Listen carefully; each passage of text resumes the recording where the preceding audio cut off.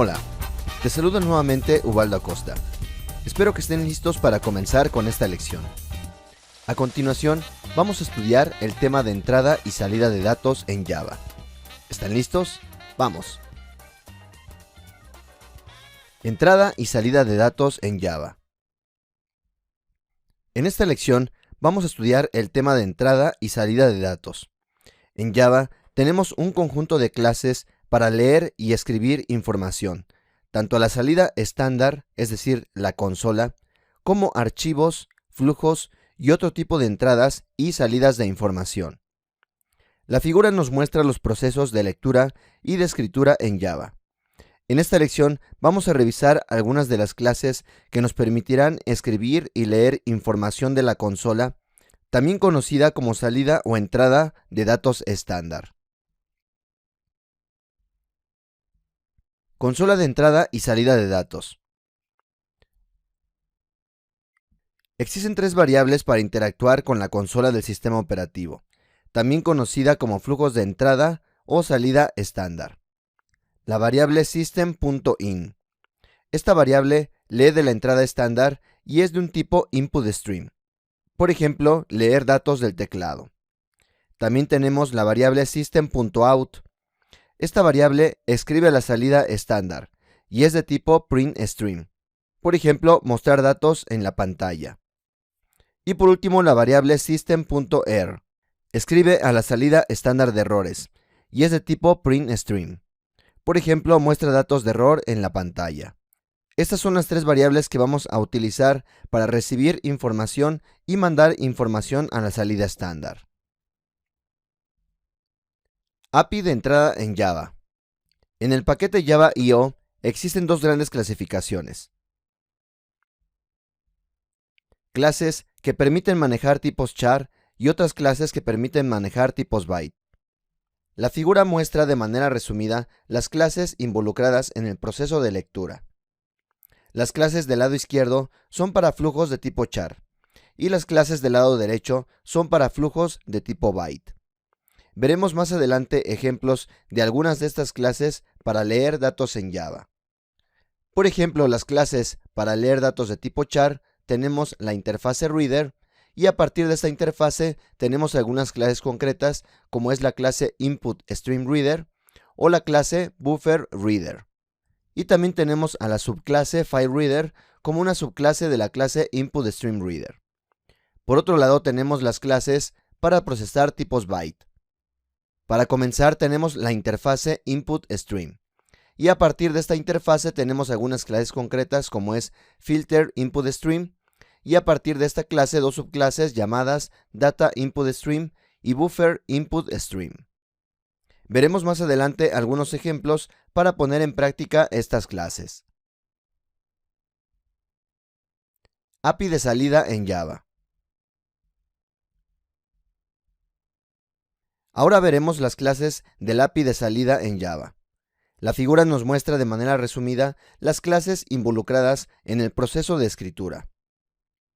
Las clases del lado izquierdo son para flujos de tipo char y las clases del lado derecho son para flujos de tipo byte.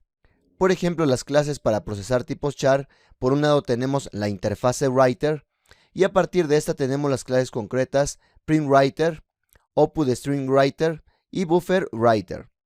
Y la subclase fileWriter, la cual extiende de output_stream_writer, y la subclase printStream, la cual extiende de buffer_writer. Y del lado derecho mostramos las clases para procesar tipos byte.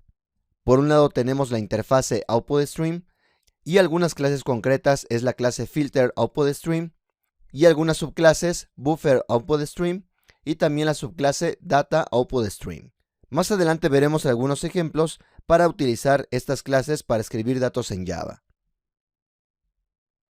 Diferencia entre flujos byte y char. Veamos ahora la diferencia entre utilizar tipos de datos byte o char en flujos de datos, lo cual tiene que ver directamente con el tipo de dato con el cual estamos trabajando. Los flujos o streams son utilizados para procesar un byte a la vez. Los flujos que procesan bytes son recomendados para procesar archivos binarios, como son archivos de tipo Word, Excel, PDF o cualquier formato que es más complejo que un simple archivo de texto. Por otro lado, las clases de tipo Reader o Writer son utilizadas para procesar un carácter a la vez, y estas clases son recomendadas para procesar texto basado en algún juego de caracteres como es el código ASCII o Unicode.